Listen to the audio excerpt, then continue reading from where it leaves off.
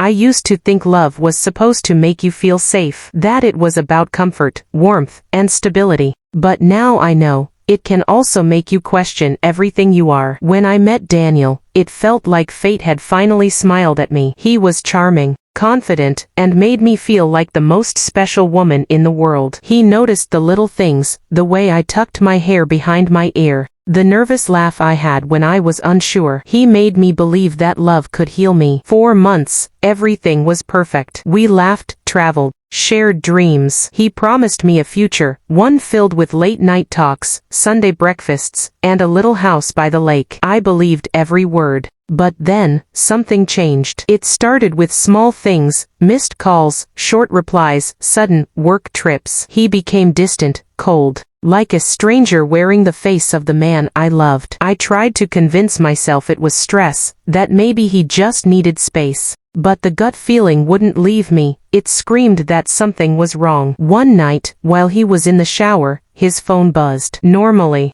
I would have ignored it, but my hands moved on their own. A message flashed on the screen. I can't stop thinking about last night. My heart stopped. I felt the air leave my body. I opened the chat. Her name was Sophie. There were pictures, words, promises that used to be mine. When he came out, I was still holding the phone, tears running down my face. He froze, and in that silence, I saw everything, the guilt, the fear, the truth. He tried to explain, said it meant nothing, said he was confused. But how could you be confused about breaking someone's heart? I left that night. But even as I packed my things, part of me hoped he'd stop me. He didn't. Now, weeks later, I keep asking myself why. Why do we fall for people who destroy us? Why do we give them everything, our love, our trust, only to end up shattered? Maybe love isn't about finding someone who completes you. Maybe it's about finding the strength to walk away when they don't deserve you anymore. But still, when I close my eyes, I see him. His smile, his lies, his love that wasn't real. And I wonder, was I ever enough? Or was I just convenient until someone better came along?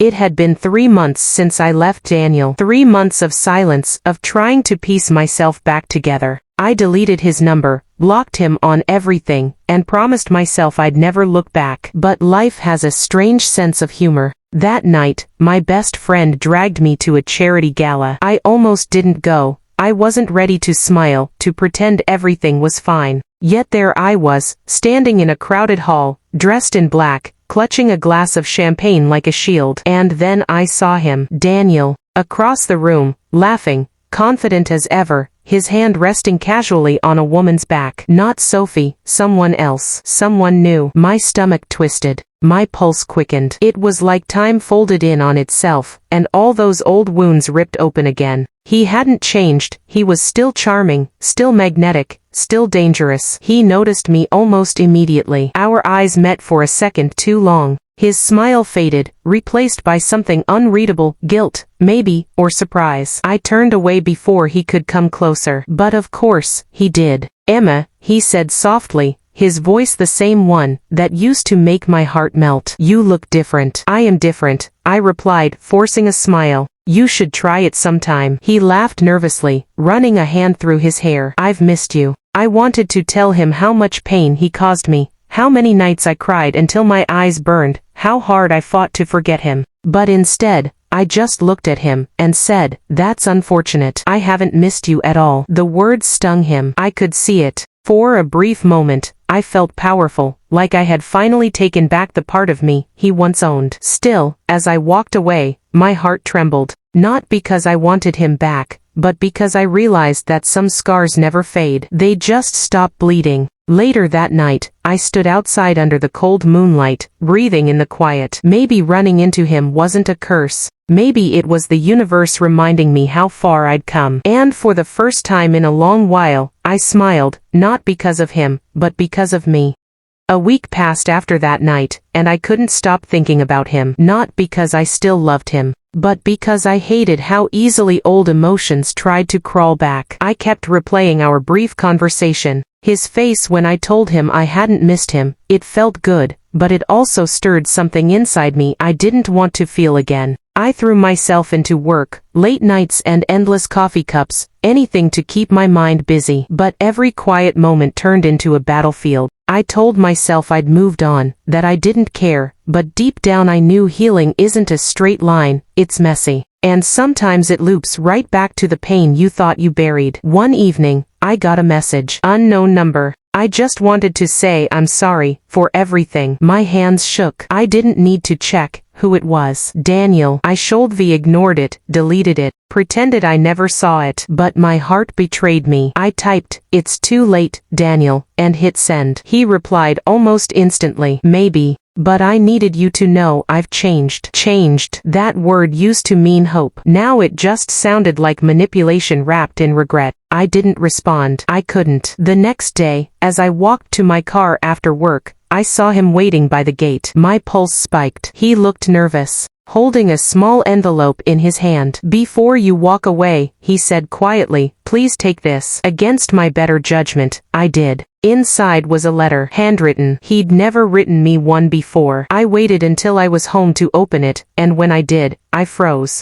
It wasn't an apology, it was a confession. He admitted to things I never knew. Secrets that twisted everything I thought I understood about our breakup. And by the time I finished reading, I realized the truth. Daniel hadn't just hurt me. He'd betrayed me in ways I never imagined.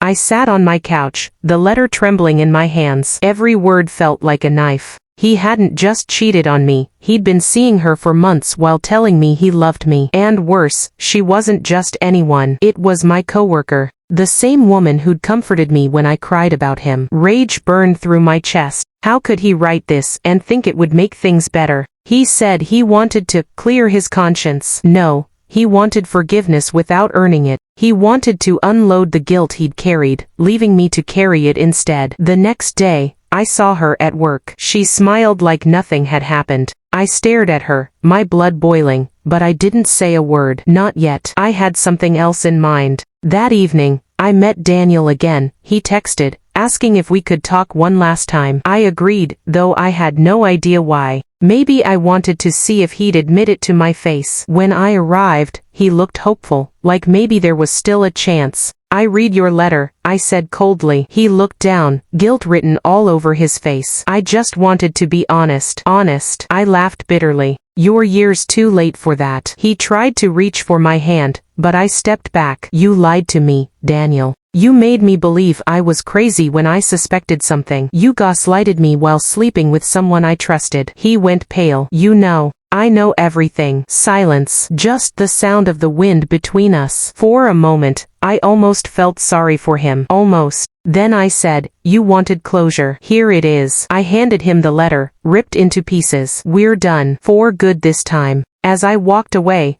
I didn't cry. I didn't shake. For the first time since him, I felt free. But freedom doesn't come without a price. Because the next morning, someone slipped a note under my door. It said only one line, "You shouldn't have done that." My heart dropped as I read those words. You shouldn't have done that. The handwriting wasn't his, it was hers. My coworker's. Suddenly, every nerve in my body went cold. I looked out the window, half expecting to see someone watching. The street was empty, quiet, too quiet. For days, I couldn't sleep. Every time I closed my eyes, I replayed that last night with Daniel, his pale face, her smile at work, that note. A week later, I quit my job. I couldn't stand seeing her. But before I left, I decided to do something I hadn't planned. I walked into her office, closed the door, and put the note on her desk. "You forgot this," I said. She froze. For a second, her confident expression cracked. "I don't know what you're talking about." "Oh, I think you do,"